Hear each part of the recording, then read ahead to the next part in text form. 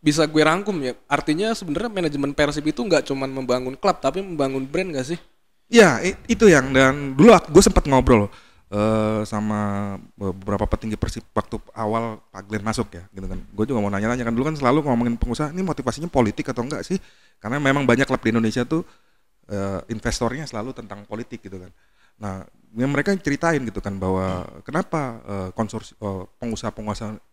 pengusaha-pengusaha ini berminat mengambil alih Persib pada 2008 itu.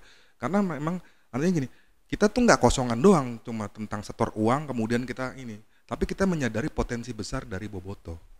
Jadi sederhana gini nih, yang membuat Persib tuh juga secara bisnis tumbuh gitu. Mungkin kalau kita ngomongin pemasukan buat Persib, mungkin investasinya pengusaha-pengusaha ini kalau secara apple to apple nggak langsung untung gitu kan, karena bisnisnya Persib mungkin secara ini belum untung yang sampai triliunan dan macam-macam. Tapi misalnya kita ambil contoh Korsa yang punyanya si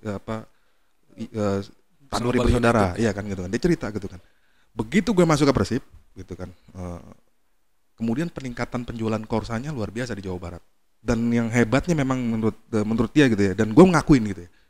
Mungkin ini mengecilkan hati klub supporter klub lain yang di beberapa kota, tapi maksud gue bukan untuk menghina atau apa, tapi gini, supporter Bandung itu sangat konsumtif. Ambil contoh yang paling terkini deh, bagaimana laku kacang gorengnya koran PR, pikiran rakyat ketika itu menarik juga tuh Mas. Benar-benar marketing activationnya benar-benar dimainkan oleh Persib. Yang kan kita juga masih ingat lah ya, waktu pas Federico Barba, kemudian Eliano itu sampai Tom Hay juga sampai ditampilkan di TV, kemudian ke koran pikiran rakyat ya.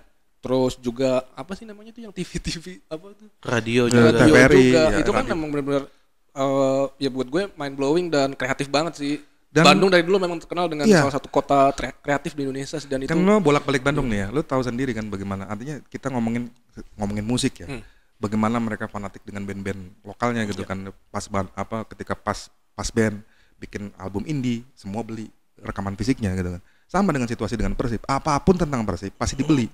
Itu yang kemudian buat investor itu potensi yang membuat mereka ya gue mau ngeluarin duit berapapun karena gue tahu penggemar Persib atau warga Jawa Barat ini ya adalah orang-orang yang rela dan mau membeli apapun juga. Dan gue ngerasain sendiri Greg, sekitar 6 bulanan lalu gue tuh datang ke Persib gitu kan. Jadi kantor kita nih kebetulan lagi ada kerja sama manajemen Persib untuk melakukan survei lah ke Bobotoh. Di situ gue melontarkan beberapa pertanyaan gitu kan. Dan gue agak surprise gitu kan.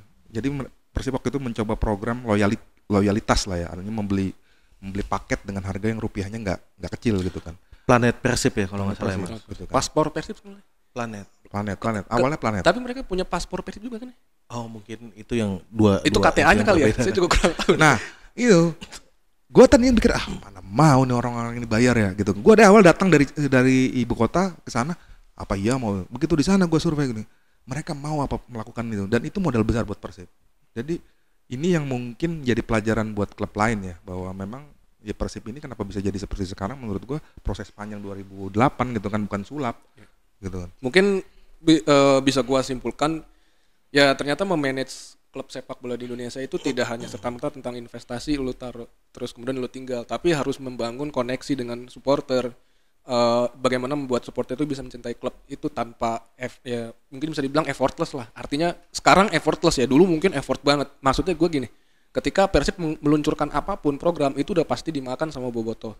Karena ya itu dia gue bilang, walaupun beberapa kali kita tahu lah ya Bobotoh itu supporter memang kadang protes, tapi protesnya itu dinamikanya tetap ada kan sebagai organisasi. Bahwa kan sempat mereka mogok, mereka pengen gue konsumen utama, kenapa kalian jual tiket mahal, dan itu sebenarnya kan terjadi juga di mana-mana sepak bola global kan gitu kan. Terjadi, iya benar, terjadi di mana-mana itu.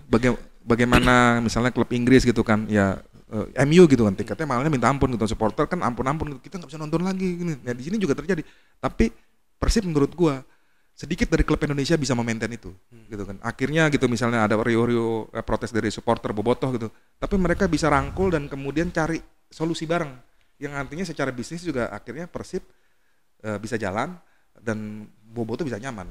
Menurut gue tuh kunci yang ya gue sih bisa bilang ya kenapa Persib bisa back to back ya menurut gue itu dibuat gitu kan, bukan cuma udah kita keluarin duit uang banyak gitu kan. Kalau zaman dulu kan gitu, klub di Indonesia kalau mau juara tuh maaf ya, gue buka-bukaan nih, kita buka-bukaan aja agak pinggir jurang dikit nggak apa-apa lah. Kan masih aman nih. Jadi kalau dulu tuh modelnya waktu zaman APBD, kita tuh bisa ngebaca peluang klub juara tuh gampang. Adalah satu, pertama melihat petinggi di daerah itu lagi mau nyalon nggak. Kemudian modal awalnya dari APBD berapa. Misalnya contoh waktu kota A punya klub A gitu kan. Pas itu dia mau nyalon jadi gubernur gitu kan. Dia ngelontorin 30M. Kayaknya gue tahu itu. Kayaknya banyak deh. Kayaknya banyak kayak deh, gitu klub ya. kayak gitu deh. Ya artinya sebenarnya kita udah jadi wartawan tuh nebak, wah siapa yang paling kuat nih. Dan biasanya ntar pemain bintangnya datang semua. Tapi nggak konsisten. Jadi makanya gue bilang begitu udah naik petinggi daerahnya, kemudian akhirnya Atau nggak gagal. musim keduanya gue udah habis-habisan duit. Nah si Glenn Sugita ini menurut gue dia punya visi jangka panjang, itu yang membedakan sih. Karena mungkin Pak Glenn itu adalah businessman asli kali ya, Mas. Betul, North Star ya. Perusahaan yang nggak bisa dibilang kaleng-kalengan.